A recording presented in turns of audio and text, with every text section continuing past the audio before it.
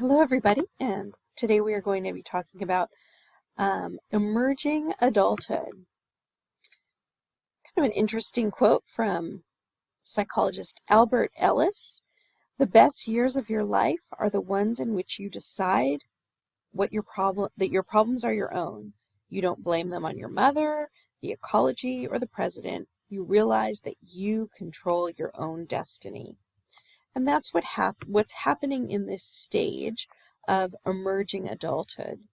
This was a term coined by Jeffrey Arnett, who's a college professor in Missouri, listened to his own students and realized they were no longer adolescents, nor were they adults. And so his research led him to name this new stage in development called emerging adulthood. And this is a phase of life defined by testing out different possibilities and developing yourself. The idea is that it begins after high school and tapers off by the late 20s. So this is a stage of life many of you are in here in college age, where you're no longer an adolescent, you're no longer a child, but maybe you haven't fully taken on an adult role. Many people in this stage are still somewhat dependent on their parents. Maybe they're living at home, or if they're not living at home, maybe they're getting some financial help from parents. They haven't decided on a career. They don't have stable relationships. They're still kind of figuring things out. And so this new stage has been developed and researched. One of the questions is emerging adulthood a universal stage, or is it a cultural phenomenon based on American college professors who study their own students, right? Let's go ahead and watch this video, and then we'll move on.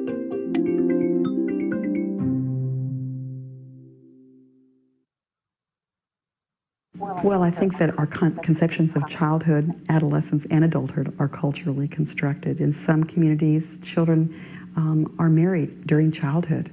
There are ceremonies and rituals and decisions made that move children into married roles. So I think that our conception of the entire lifespan is culturally defined, and adolescence is part of that. It's certainly culturally defined. Through early childhood and middle childhood, the focus of the family is on guiding and supporting children, protecting them, and also helping them at school and other places. And as kids leave the household, then there is a sense that parents may feel of loss and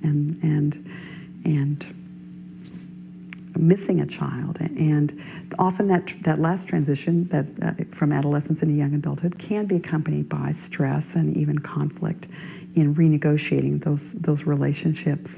But one of the things that the longitudinal research is certainly showing is there's a surprise there, in that as adolescents leave home and move to college or the world of work, that there may be a new kind of closeness that comes as that young person comes back into a kind of relatedness to the family, to younger siblings, but also to parents.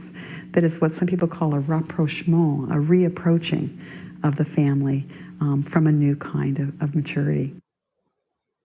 Well, that's kind of nice. And this idea of a cultural perspective on development, I think, is really important, and we've touched on it throughout this semester. But this idea of emerging adulthood, is emerging adulthood just weird? And what is weird? Conclusions about emerging adulthood are based on American college students.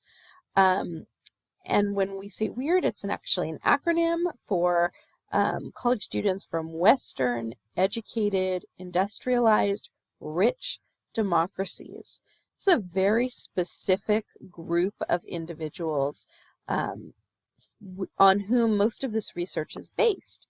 And actually, most of the world's people are poor, have never attended college, and so the group of people, and I'm using the acronym here as weird, people are actually quite unusual. Yet we've developed this whole stage of development based on kind of a cultural phenomenon. For examples, in countries when work begins early, late teens and early 20s, there's little or no stage of emerging adulthood. But in countries when work begins later, emerging adulthood stage lasts longer until age 25 or even later. And so this really shows the importance of cross-cultural research, that just because something, we see something in our culture doesn't mean that it is universal, and we need research across cultures. Challenges and changes. So emerging adulthood is typically considered the most challenging and change-inducing stage of life. It's at this time that we need to recenter life roles. The individual is really going from child to as adult and making this transition from childhood to adulthood. And this change happens on an unstructured, unpredictable path. Life as an adolescent is pretty organized. You go to high school, there are after-school activities, maybe it's overly organized and overly scheduled. Some of you may have had that experience, but you kind of know what to expect. And then at 18, there are so many choices. Do you go to college? Do you not go to college? Are you going to get married or not get married? What kind of career do you want? All of a sudden, there are lots of possibilities, and there's lots of instability at this stage. So for the first time, here's another quote. In their lives, young children are faced with independence and its inherent rights and responsibilities. Given the novelties of these challenges, young adults may lack the requisite skills to effectively cope and subsequently experience negative mental health outcomes, including depression and anxiety. It can be a very scary time, graduating high school and just thinking, what am I going to do with my life, right? So emerging adults are prolonging decisions on career and marriage, therefore postponing their adult roles. And that's really this stage of emerging adulthood. Instead of maybe in the 1940s, 1950s, people would graduate high school at age 18, get married, start a career, and they were adults, right? They had all the responsibilities of adulthood at 18 years old. That's less common now, again, in our culture, where many more people go to college. And when you're in college, again, you may be living at home or still financially getting help from parents. You're deciding what your career is going to be, maybe trying out different classes. You may be going on to graduate school, which is going to add even more time to before you are financially able to totally be responsible for yourself. People are delaying marriage, right? Getting married later if they're choosing to get married. And so this stage of emerging adulthood is basically a time, this in-between stage where we're kind of postponing, finalizing this transition into adulthood. And this prolonged stage is due to, as we talked about, life, here was changes in education and workforce. College typically takes longer than 4 years. Many students need to work and go to school.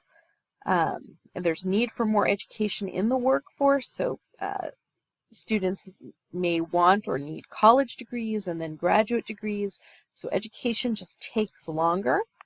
Life expectancy gains, people are living longer, so they actually have the luxury to take time to make decisions about their life, right? If life expectancy was 50 years old, you really had to sort of start going on your adult life much sooner. But we're living a lot longer, and so it affords us the luxury to kind of figure out, what do I want to do? And cultural norms focusing on self-expression, particularly, again, in our culture, the importance of what do you want to do? What would make you happy? And really having the time to make those decisions and explore different options. And that's what this emerging adulthood developmental stage is all about. Now, again, there are cross-cultural differences. The Mediterranean model is living with parents and having trouble making the leap to adult life. So due to economic issues in some of these Mediterranean countries, Spain, Portugal, Greece, the priority is placed on hiring people with families. And so it's very difficult for young people to find jobs. And there's strong norms against cohabitating and beginning families before marriage. And so many young people, therefore, just continue to live at home with their parents. They can't get a job. It's against the norms to move out with a significant other. And so they kind of live at home longer and have difficulty making this transition to adult life. Now, what about Northern Europe? Different there. Where this is where people are expected to live independently and have quite a bit of government help. So Norway, Sweden, Denmark, independence is typically encouraged in emerging adulthood. College is financed by the government, so you don't need to be dependent on parents because the government is paying. There are employer efforts to hire young people because there is emphasis placed in that culture on gaining independence, and so jobs are important. There's free health care for all ages, so again, you're not dependent perhaps on parents' health care. Cohabitation and having children before marriage is accepted, particularly in Sweden, and so it encourages late adolescence into this emerging adulthood period to be independent, to move out, to get a job, and sort of start their adult life. And nest leaving traditionally begins right at the brink of these emerging adult years, right? Like right at 18, 19 years old. What about the United States? We're sort of in between. There are similarities. The U.S., young people, and Mediterranean countries, as well as the Northern European countries. There is more of an acceptance in the U.S. of cohabitation and children before marriage. However, and there is this expectation of leaving home after high school at age 18. But there's less focus in the U.S. on helping young people emerge into the workforce, which might make it difficult to transition into adulthood in terms of getting a job that would allow someone to be able to financially support themselves. Thought this was just a funny cartoon. This person's looking for a house. This property comes complete with grown-up children left behind by the vendors. So, the social clock. This is the shared social age norms that act as guideposts denoting what behaviors are appropriate at particular ages, usually set by society. So what is the typical time in our society to leave home, get a job, get married, have children, etc.? And there are certain kind of acceptable time frames for those things to happen. And if you're on time, that matches the normal timetable. And if you're off time, you're maybe experiencing some of these milestones either too early or too late. Of course, not all of this is under our control, right? In terms of when you get married, well, you can't always control when you fall in love or getting a job that supports you. But nonetheless, there's this kind of noting of whether you're kind of following the societal timetable or not. All right, Erikson stages. Here we are, back to Erikson again.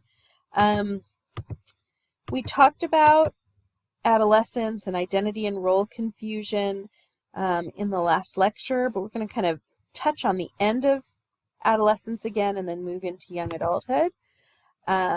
In terms of categories of identity status, and again, this we talked about in our adolescence lecture, so you can review this, the 4 categories of identity status that are related to whether someone is exploring different identities and committed to different identities. And the idea is that particularly at the end of adolescence and into emerging adulthood, resolving your identity covers so many areas. There are so many types of identities that individuals have to understand for themselves. Ethnic identity, political identity, gender identity, vocational identity. There are all of these aspects of who you are as a person that we're trying to understand and come to terms with during this later stage of emerging adulthood.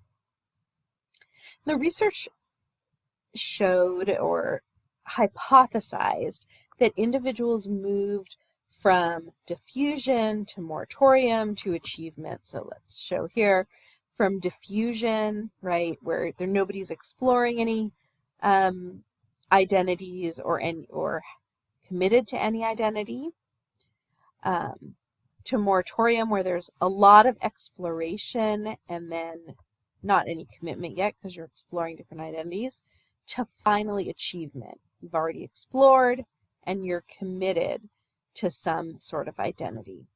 However, in real life identity construction, it's more erratic and people move back and forth, right? They're not exploring, maybe they are exploring, then maybe they come up with some kind of identity achievement. This is what I want to do. This is the career I want. And then maybe they go, oh, maybe that's not the career. I'm going to go back to exploring again, right? It's not such a nice, clean path always, right? I can say that with my husband. Had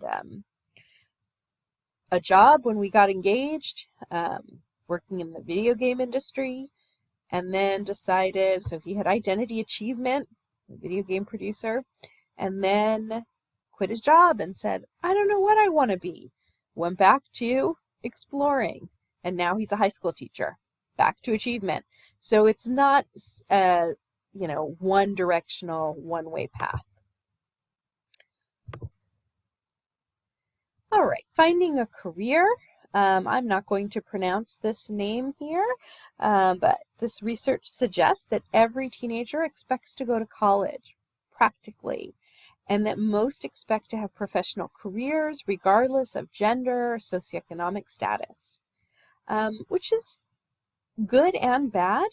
Having this high ambition and high expectations can help teens avoid delinquent behaviors, avoid depression, and avoid dropping out of school. However, many adolescents don't know what it will take to fulfill their goals in terms of the cost of college and graduate school or medical school or whatever their goal is, the time it takes, the effort it takes. And so sometimes that can be discouraging when they finally do start to understand the full commitment that it will take to get to reach their goal. So self-esteem and emotional growth during college. We see a dip in self-esteem during the first semester of college. Often it's going from high school to an even larger setting. Maybe adolescents felt that they were, popular, smart, all of those things, felt very comfortable in that high school setting, and now they're realizing, wow, there's so many more people just as smart as me. Where do I fit in? It's an adjustment period. But then self-esteem rises over the next few years. Key predictors to successful transition in a career. If teens' interest in work and being productive, that will lead to a more successful transition to career versus only interested in playing and avoiding work. That makes sense. But those who are intrinsically motivated, we talked about praising effort versus product in the childhood years. But if you're intrinsically motivated to work hard, to learn more, to challenge yourself. Those are individuals who tend to be more successful in their careers. We see personality changes the most when a person is in his or her 20s. There's a lot of maturity in personality at this point, with a focus on weighing options, healthy decision making. Finally, those frontal lobes are developed. Failures are seen as life lessons. Conscientiousness develops with this maturing of the frontal lobe, which helps individuals start to develop self-control. This is also a time where you can find your flow. What is flow? This is when you're totally absorbed in an activity, whether it be school or work. And you know when you're kind of found your flow and time flies by, you don't even realize it's happening. It's really marked by extreme intrinsic motivation, that whatever you're doing, you're really into it for the sake of yourself, because you're enjoying it, because you're challenging yourself. This can be in work, this can be in school. It really occurs when you've got the appropriate person-environment fit. If you're at a job you really like and the day just goes by because you're really enjoying what you're doing, not because you're getting money, you're very happy about your salary, or you're very happy about the prestige, but just because you enjoy it. You have found your flow. There's anxiety if the activities and whatever you're doing are beyond your capabilities. There's boredom if the activities are too simple, but you kind of need to get right in that perfect zone. And in our book, it's called getting in your flow, right? Being totally absorbed in whatever activity you're doing, and that is certainly optimal. Emerging into adulthood without a college degree. So statistics 2, of every 3 U.S. high school graduates enroll in college. However, by the mid-20s, about 3 in 5 complete a 4-year degree. This is often a situation of money and the expense of college. Consequences: many who don't complete college have difficulty constructing a middle-class life. There is an increasing expectation of a college degree for certain jobs, and more jobs are requiring a college degree. But some that don't attend college can still have fulfilling careers, and have other types of intelligence, practical intelligence, creative intelligence. There are definitely ways to construct a very successful adult life, certainly without a college degree as well. Why do emerging adults drop out of school? If they're uninterested in academics, if they're not prepared well in high school for college. Young adults from lower socioeconomic backgrounds are less likely to graduate from college than their affluent peers, and the Gates Foundation study found that the main reason that young adults drop out of college was financial issues, that really money matters. So, how to make college an inner growth flow zone. So how to get into the flow in college. Try to get the best professors and talk to them outside of class. Go to office hours. That's really key to start to feel connected to your education. Connect classes to potential careers. Again, if you can talk about with your professors what careers might be possible with these types of classes, or taking classes that give you internship opportunities, volunteer opportunities, that can really help you get into the college experience. Immerse yourself in the college milieu. There is so much going on college campuses, so getting immersed in activities and, again, volunteer options, being a peer counselor, however you can get involved, getting involved. and capitalize on the diverse human connections college provides. It is really an opportunity to meet people from all over with diverse backgrounds and diverse experiences, and this is a great opportunity to connect and learn from people who are really can add to your understanding of the world. All right, back to Erickson, young adulthood. So we're working through psychosocial development, and we're in young adulthood now, 20s to 40s. We're sticking in the 20s in this emerging adulthood, and this is when the psychosocial crisis of intimacy versus isolation is going on. So intimacy versus isolation, and this is, are you going to have intimate relationships? It's really the idea of love. And it doesn't have to be sexual love. It's really just the idea of close friendships. Are you going to have close, intimate friendships and relationships in your life? Or are you choosing to have a more isolated life? So this crisis is resolved positively if the person develops intimate relationships.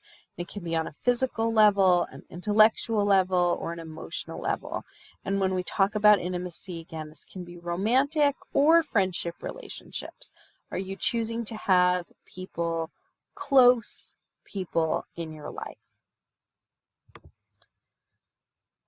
And so this task is really about finding love. In Western society, intimacy is a search for a soulmate, or enduring love if you are deciding to go in that direction of a romantic intimacy. But in other countries, finding a mate is really a family responsibility. And so it's a different way of finding a spouse.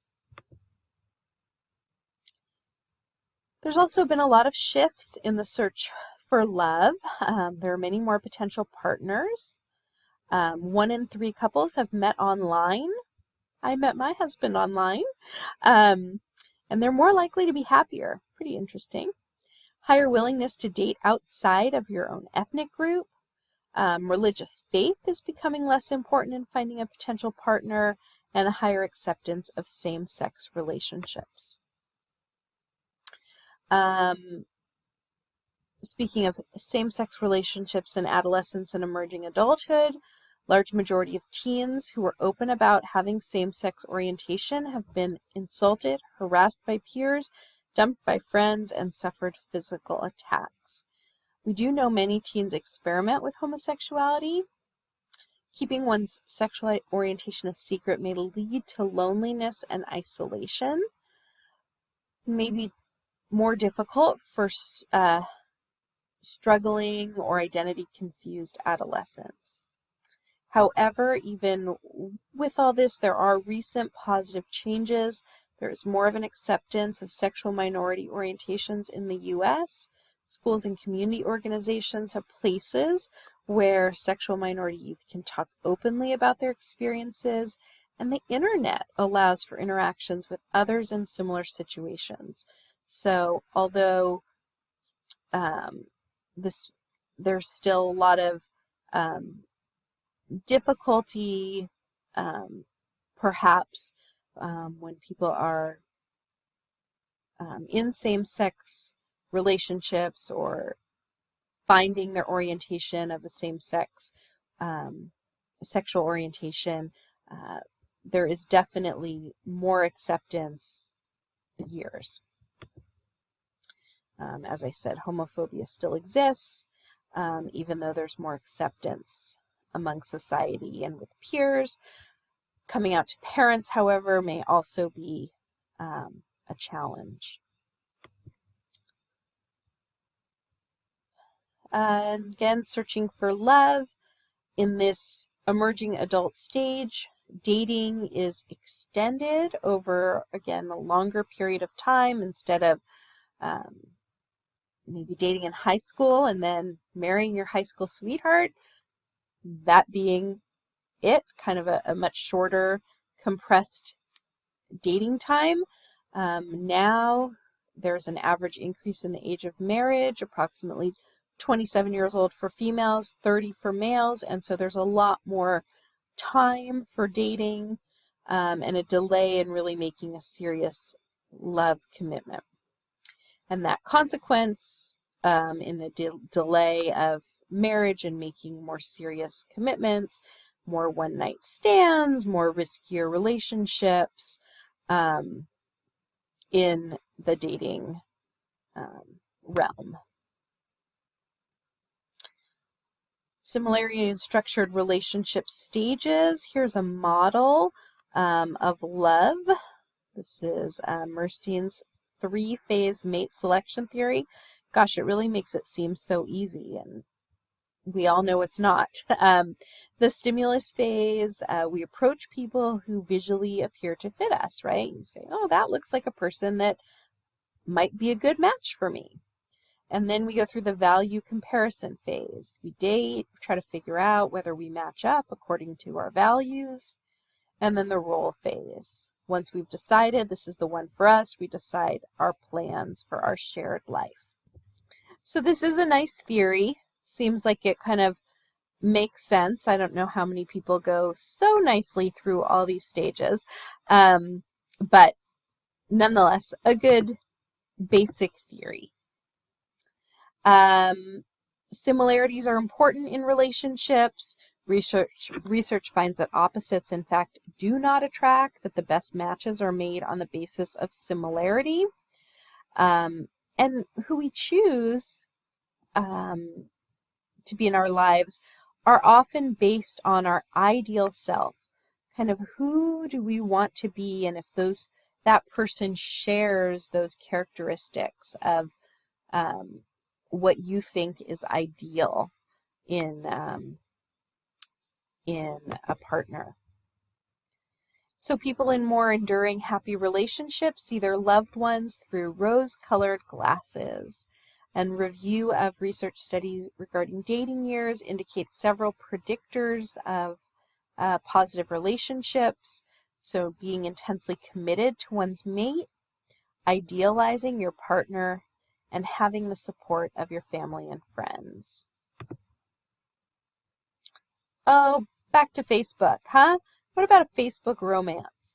Facebook has advantages and disadvantages. It widens the field of romantic possibilities, right? There's so many people you're connected to in this social media network. But on the flip side, it can evoke jealousy and spying. Young people report Facebook as a trap and can make love complicated. Interesting. Again, there's that cyber psychology that field that's going to be very interesting as we learn more and more. Attachment styles. We talked about attachment. We're talking about infancy, right? Secure attachments and insecure attachments. And now that we're in emerging adulthood, we see these attachment styles come back in the way that relationships work. So you can see a secure attachment style in a relationship where these individuals are capable of genuine intimacy in relationships. They're empathic, sensitive, able to reach out emotionally to each other, balance your own needs with those of your partner, affectionate, caring interactions. And these are probably people in loving long-term relationships. People with an avoidant, dismissive, insecure attachment style, that avoidant attachment style, these are people who are unable to get into close relationships. They're uncaring, aloof, distant, just like we talked about between a caregiver and an infant. Now we're seeing this in relationships that person has. They abruptly disengage at signs of involvement and unlikely to be in a long-term relationship. And then what about this ambivalent type of insecure attachment. These people are needy, more engulfed in relationships. They're jealous, suffocating, need to be reassured that they're totally loved, and again, unlikely to be in a loving, caring relationship. But remember, attachment styles can shift, so that is a good thing. Final thoughts. Many qualities that define humanity appear before age 1. Here we go. Those attachment styles that we saw in little infants come around as we're talking about relationships in emerging adulthood. However, the main quality that makes humanity special takes decades to lock in. Those frontal lobes, our ability to think and plan and make good choices, that is developing over, decades, right? And not until mid-20s do we really have that fully developed brain that allows us to be the adults that we are going to be. Attachment and separation are very important as we think about development and can really influence development and developmental pathways. And that development happens based on very complex forces. We've talked about nature, right? The effect of biology, nurture, the environment, peers, the parenting, the social group, culture, school. All of these things are interacting to lead to the development of the human. All right, thank you very much.